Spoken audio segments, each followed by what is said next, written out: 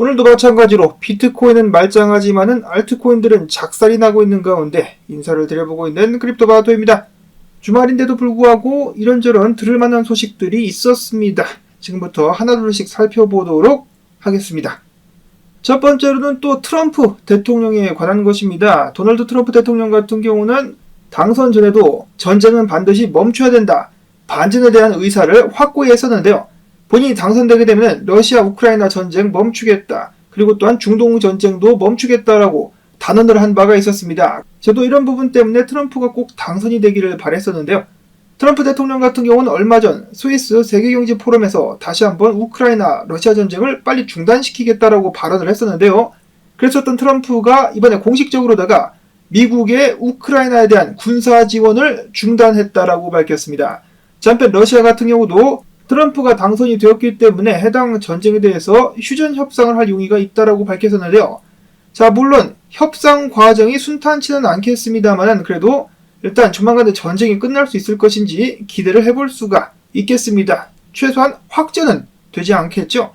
그리고 최근에 이런 일도 있었는데 한 인터뷰에서 푸틴이가 직접 이야기하기를 이 트럼프가 주장하는 것 중에 한 가지 뭐 있습니까? 2020년도 선거에서 본인이 이겼지만은 부정선거 때문에 바이든이 당선됐다, 즉 선거를 도둑맞았다라고 계속해서 주장을 하고 있는데 조만간에 밝힐 수 있으면은 진위가 밝혀질 수 있으면 좋겠습니다. 부터 이에 대해서 푸틴이가 직접 이렇게 이야기를 했다라고 하는데, 만약에 2020년도 당시에 트럼프가 당선된 것을 도둑맞지 않았었더라면은 트럼프가 주장하는 것에 동의를 하는 것이죠. 부정선거가 있었다, 부정선거가 없었다라면은 2022년도에 트럼프가 대통령이 된 상황에서는 러시아와 우크라이나 간에 전쟁은 일어나지 않았었을 것이다 라고 본인이 직접 이야기를 했습니다. 좀 충격적이죠? 푸틴이 구라를 치고 있는 것일까? 만약에 진짜라면은 바이든 정권 때문에 수많은 사람들이 목숨을 잃은 것으로 볼 수가 있겠죠. 어찌됐든지 간에 러시아와 우크라이나 전쟁 하루빨리 마무리가 될 수 있기를 바라보고요. 다음으로 레디핑크, 얼마 전에는 미국의 국채 10년물 금리가 5% 이상까지 치솟을 수 있다는 경고를 했었는데요. 같은 맥락입니다. 강력한 미국 경제로 다시 연준이 금리를 인상할 가능성이 있다. 그것에 대한 근거로 1분기 실적 보고가 나왔는데 기업들이 양호한 실적을 보고했었고 경제가 탄탄하고 계속해서 성장하고 있기 때문에 지금 당장은 아니고 12개월 후에 연준이 금리를 다시 인상할 수도 있겠다. 향후 몇 달 동안의 경제 데이터가 이를 뒷받침해준다면 단기적으로는 금리를 인하할 수도 있다라고 이야기를 한 것입니다.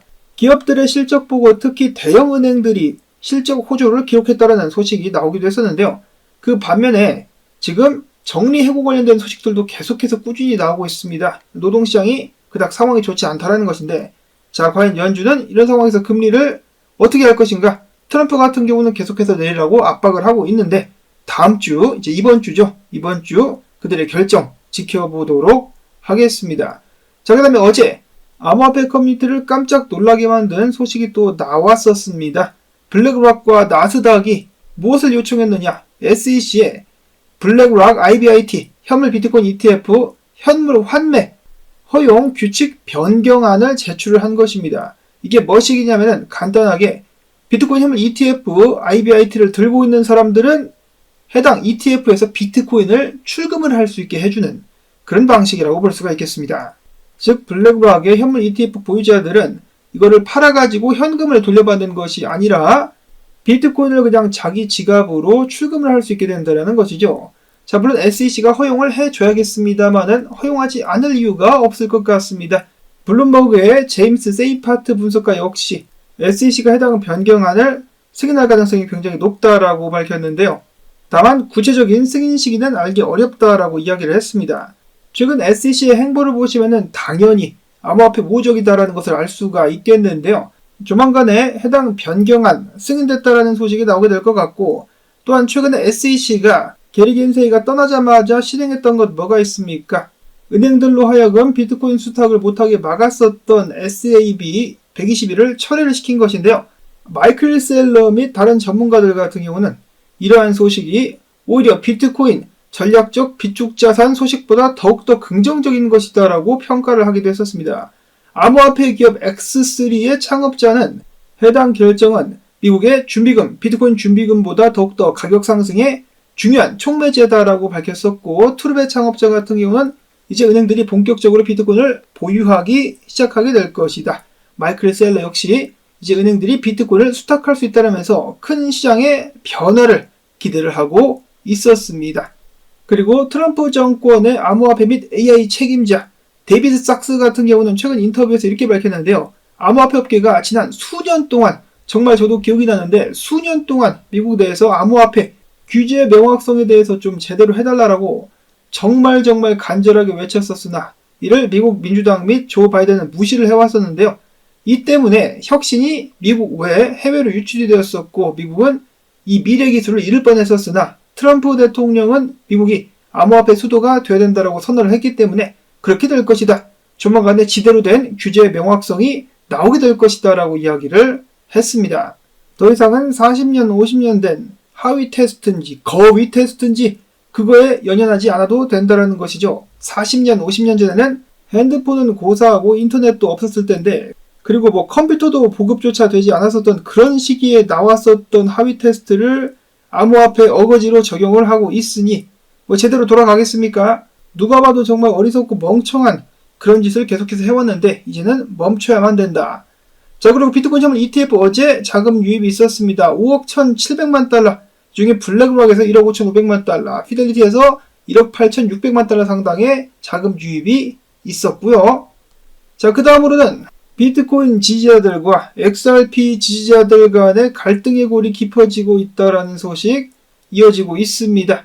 엘살바도르가 비트코인을 채택할 때 굉장히 중요한 역할을 했었던 것으로 알려진 라이트닝 네트워크 개발 회사인 스트라이크의 창업자 잭 몰러스, 업비트 스트라이크가 아니에요. 절대로 착각을 하시면 안 되고, 자, 어찌됐든지 간에 이 잭 몰러스가 어제 갑자기 정말 중요한 긴급 상황이다라고 하면서 리플사가 로비를 통해 가지고 미국의 비트코인 전략 비축 계획을 망가뜨리려 하고 있다라고 주장을 했습니다. 즉 리플사가 로비를 통해 가지고 전략 자산에 XRP를 끼워 넣기 위해서 노력하고 있는데 이는 절대로 받아들여져서는 안 된다라고 주장을 한 것이죠. 그러면서 그는 리플사가 미국의 번영 그리고 자유 비트코인을 훼손하려 하고 있다라고 반드시 경계해야 된다라고 밝혔습니다. 계속해서 갈등의 골이 깊어지고 있는 리플 지지자들과 비트코인 지지자들. 다음으로 이어서 브라질의 국영 석유 기업인 페트로브라스가 비트코인 채굴 및 토큰화 등을 포함하는 새로운 연구개발 프로젝트를 시작하게 될 것으로 알려지면서 전 세계가 계속해서 비트코인에 대한 관심을 높여가고 있다는 것을 다시 한번 알 수가 있었습니다. 잉여 에너지를 통해서 비트코인을 채굴하게 된다면 2차 수입으로 작용을 할 수가 있겠죠. 자, 다음으로 인투더블록 같은 경우는 이렇게 주장을 했는데요. 트럼프 당선 이후에 비트코인 호들러들, 장투자들이 매도를 계속하고 있다. 지난해 11월 이후 50만 개가 장투자들의 지갑에서 빠져나갔다. 즉 매도를 했다라고 평가를 하고 있는데요. 이건 좀 오래된 뉴스죠. 말 그대로 11월 이후에 계속해서 장투자들이 던졌었다가 최근에는 장투자들의 매도가 많이 떨어진 것으로 추가적인 보도가 나왔었습니다. 그와 동시에 거래소에서는 비트코인이 꾸준히 빠져나가고 있다라는 소식들이 나오기도 했었죠. 그래서 이러한 소식 같은 경우도 좀 오래된 정보다라고 말씀을 드리고 싶고요.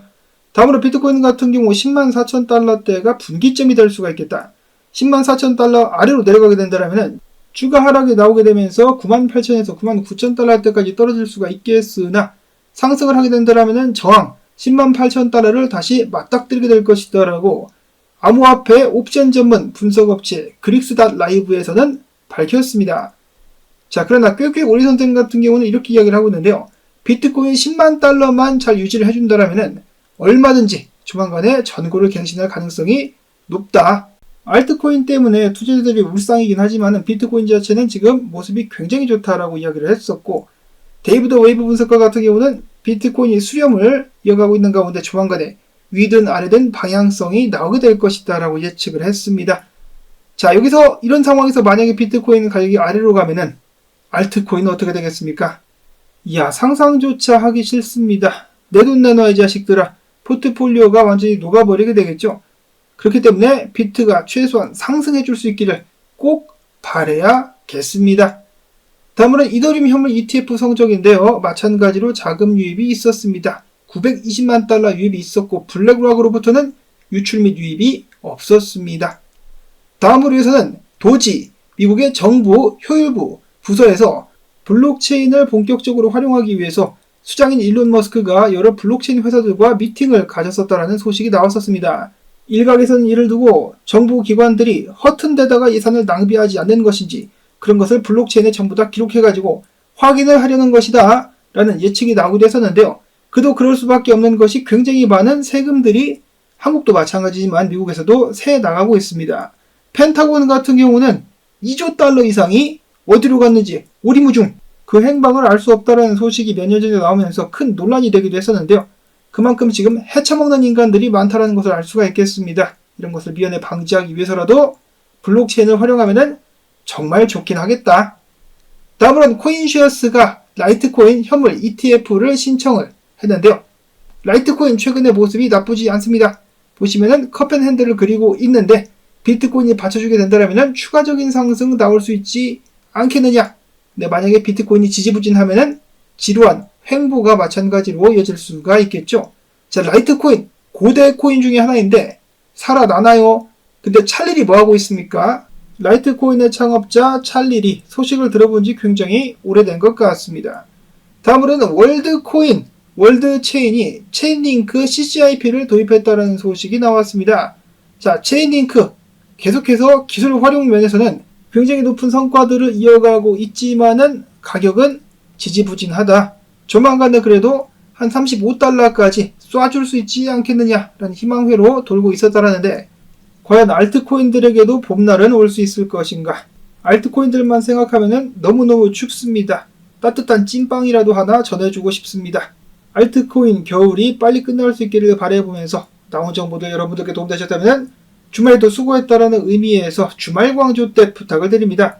여러분들의 도움이 있어야만 저도 계속해서 이 겨울을 견뎌나갈 수가 있겠죠.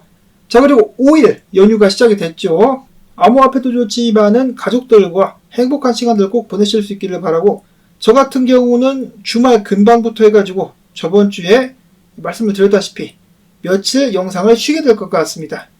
개인적인 사정이 있어갖고요. 며칠 영상을 쉬게 될 수가 있겠다 말씀을 드리면서 저는 다음에 또 새로운 소식 가지고 인사를 드리도록 하겠습니다. 안녕히 계십시오.